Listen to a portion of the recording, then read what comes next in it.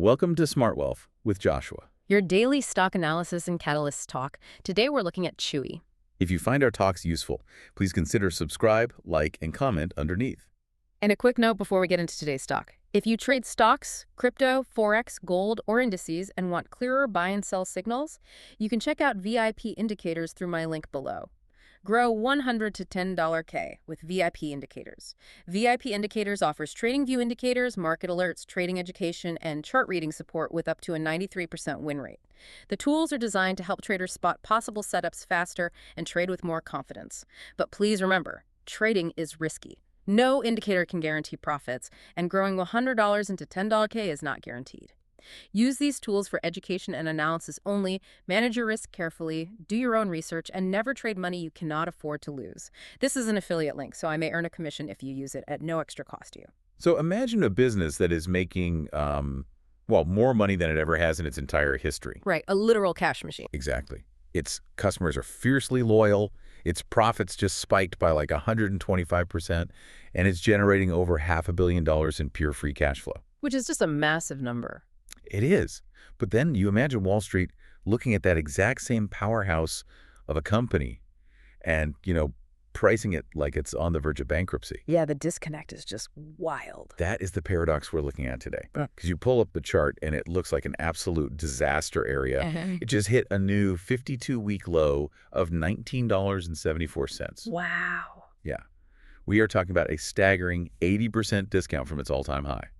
I mean, if you only looked at the daily ticker, you would assume the underlying business model was just completely broken. But when you actually lift the hood and look at the engine, you see this massive, glaring disconnect. Right. It is what we call a GARP opportunity, so growth at a reasonable price. The actual business operations are accelerating right now, profitability is expanding rapidly, and like you said, the cash flow is incredibly robust. So our mission today is parsing out whether the market's current panic over so-called stretched consumers has actually created a rare asymmetric entry point for patient investors. Or, if the market is just accurately pricing in a massive macroeconomic storm. Exactly.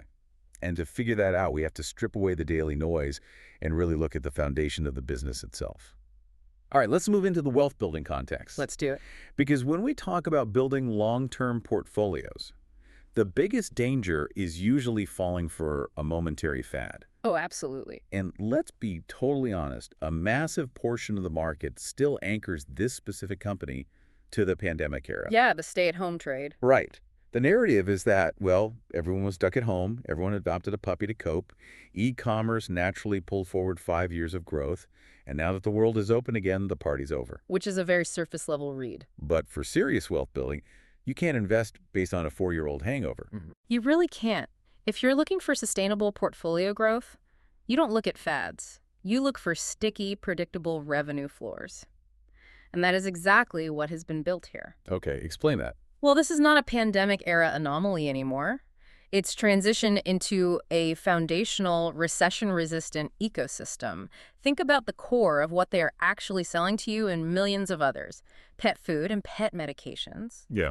In the hierarchy of household spending, these are non-negotiable recurring necessities. I always try to look at this from a strict household budgeting perspective. When the economy tightens, families have to make hard choices, right? Exactly. You cut the fat. You might skip your annual vacation. You might cancel, 3 different streaming services or delay buying a new car.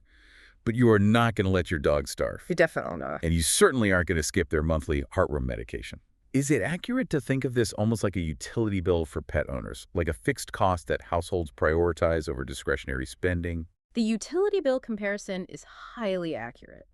The psychological barrier to cutting spending on a pet's health and daily nutrition is incredibly high. Because it's an emotional bond. It's an emotional bond, but let's also think about the physical reality of switching a pet's food just to save a few dollars. Oh, right, the digestion issues. Exactly.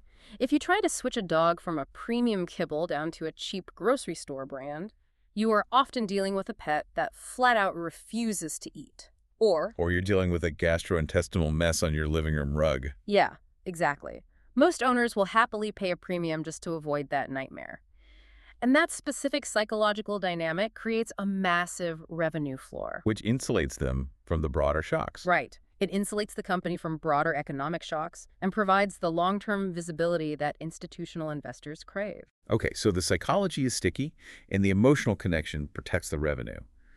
But psychology doesn't automatically print cash. We need to see how that utility bill mindset actually translates to the balance sheet. Now let's look at the fundamentals. Does the hard data actually support this narrative of an unshadable business? The data absolutely backs it up. Top-line stability is a fortress right now.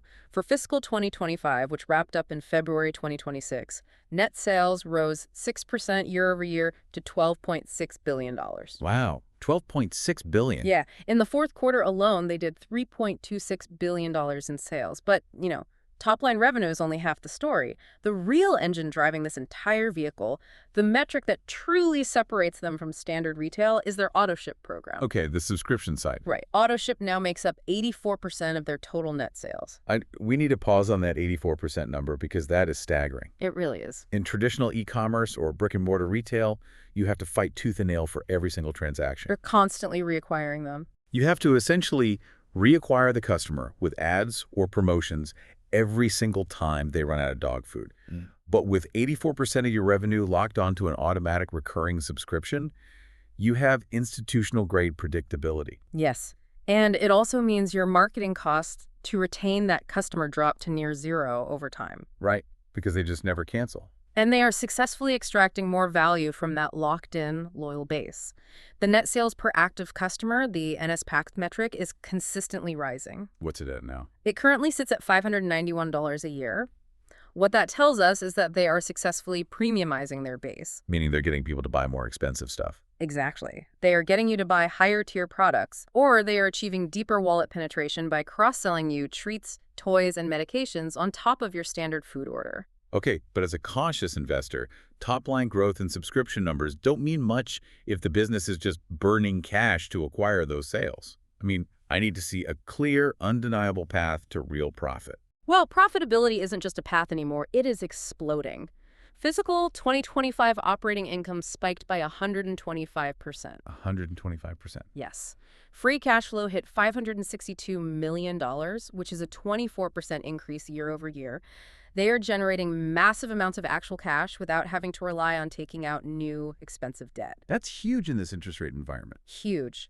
Furthermore, management is guiding for adjusted EBITDA margins of 6.6% to 6.8% for the current fiscal year, and their long-term target is to push that margin over 10%. Okay, the margins are improving, and I will admit generating $562 million in free cash flow is an incredible buffer against macroeconomic volatility. But let me push back hard on the competitive mode here. Sure, go for it. This is fundamentally e-commerce. We were talking about shipping boxes of food to houses. Why can't Amazon or Walmart simply crush them on convenience and price? That's the classic bear argument. Amazon has the ultimate logistics infrastructure, and Walmart has the sheer scale to aggressively undercut anyone. In a tight economy, why doesn't this entire sector just become a race to the bottom? Because Amazon is a brilliant generalist, Right? they excel at moving massive transactional volume, but they do not offer a specialized, high-touch pharmacy experience. The pharmacy side. Exactly. This company has built a highly regulated, high-margin pharmacy infrastructure that is incredibly difficult for a general retailer to replicate. Pet medications require veterinary approvals, specialized compliance, and a level of customer trust that you just don't need when you're selling phone chargers. Right, that makes sense. Furthermore, they're aggressively expanding Chewy Vet Care, which are actual physical veterinary clinics. Wait, hold on. If they're a digital-first, asset-light company, why are they suddenly building physical clinics? That sounds like a complete pivot. It looks like a pivot on the surface, but it is actually a brilliant customer acquisition Trojan horse. The data shows that 4 out of 10 of the customers walking into these physical vet clinics are entirely new to their ecosystem. Oh, really? 4 out of 10? Yeah. They aren't building these clinics just to make a slim profit off a routine physical exam. They are building them to acquire the customer. So it's a funnel. Exactly. You come in for a physical vet appointment, the vet prescribes a medication or a specific diet, and seamlessly, before you even leave the lobby, you are cross-sold into their digital pharmacy and locked into a 10-year Autoship food program. Amazon and Walmart simply do not have that kind of high-touch, trust-based physical infrastructure for pets. The clinic is just the funnel to the high-margin digital ecosystem. Okay, deploying that $500 million in free cash flow to build those funnels is what will drive the next phase. That brings us to the catalyst timeline. What are the specific events on the horizon that will force the broader market to reevaluate this stock? The most immediate event is the Q1 2026 earnings report scheduled for June 10th. Given the current panic over consumer spending, the entire market is going to be laser focused on those Autoship retention rates and the net sales per active customer metrics. So if they hold up, If those subscription numbers hold steady despite the macroeconomic pressures, it could trigger a significant sudden re-rating of the stock. makes sense. Beyond the immediate earnings call, I'm looking closely at the scale of their physical expansion strategy. They recently finalized the acquisition of Modern Animal. Yes, that was a big move. That adds 29 new, fully operational clinics to their portfolio, bringing the total vet care footprint up to 47 locations. But I still have genuine skepticism about this brick-and-mortar expansion. Real estate leases, physical staffing, medical equipment, overhead, that usually drags down margins significantly. Isn't this a dangerous distraction? In a vacuum, operating physical retail spaces is tough, but you have to view these clinics through the lens of customer lifetime value. Right. Right now, acquiring a brand new digital pharmacy customer online is incredibly expensive because digital ad rates are sky high. Sure, customer acquisition costs are brutal online. Right. But if a physical clinic acquires that customer organically in their neighborhood and then funnels them into an ecosystem where they spend nearly $600 a year on autopilot for the next decade, the lifetime value of that customer absolutely dwarfs the physical overhead of running the clinic. Okay, that logic holds up, provided the integration between the physical clinic and the digital app is absolutely flawless. What about catalysts outside the U.S. market? The international blueprints are starting to formalize. They are already seeing early success in their recent Canadian expansion, which proves the model can cross borders. Nice. But perhaps the most exciting yet speculative catalyst is a potential high-margin business-to-business play. The veterinary industry is highly fragmented. There is talk of them rolling out back-end software and centralized pharmacy fulfillment services specifically for independent third-party veterinarians. Interesting. So the business foundation is solid, they have a war chest of cash, and they have massive growth catalysts in play. Yet, the stock looks like it's in free fall. Now let's pivot to the chart. We have to reconcile these strong fundamentals with the incredibly ugly price action of the past few months. The technical setup right now is defined by what we call a high volatility washout. Yeah. If you look back at late March following strong management guidance, the stock actually surged 12% in a single day. Right, I remember that pop. But it simply couldn't hold the rally. It slowly gave back all of those gains and began drifting downward. And then we had the May 19th event. The stock gapped down nearly 9% on massive volume, following some commentary from the CEO about the macro environment. I want to unpack the actual mechanics of a washout like this. Sure. When we see a 9% drop on that kind of volume, is that everyday retail investors throwing in the towel? Or is something more systemic happening beneath the surface? You are looking at classic capitulation, driven heavily by automated trading. Capitulation happens when macroeconomic fear completely overrules the underlying reality of a company's cash flow. So it's not logical selling. Not at all. A 9% gap down on high volume usually signifies the final exhaustion of sellers. But it wasn't human panic driving most of that. Wall Street uses quantitative computer models that instantly scan earnings calls for specific keywords. Oh, so algorithms literally reading the transcripts. Yes. When the CEO simply uttered the phrase stretched consumers, those algorithms automatically dumped shares to manage risk, completely ignoring the fact that the company still generated $562 million in cash. That's crazy. It is.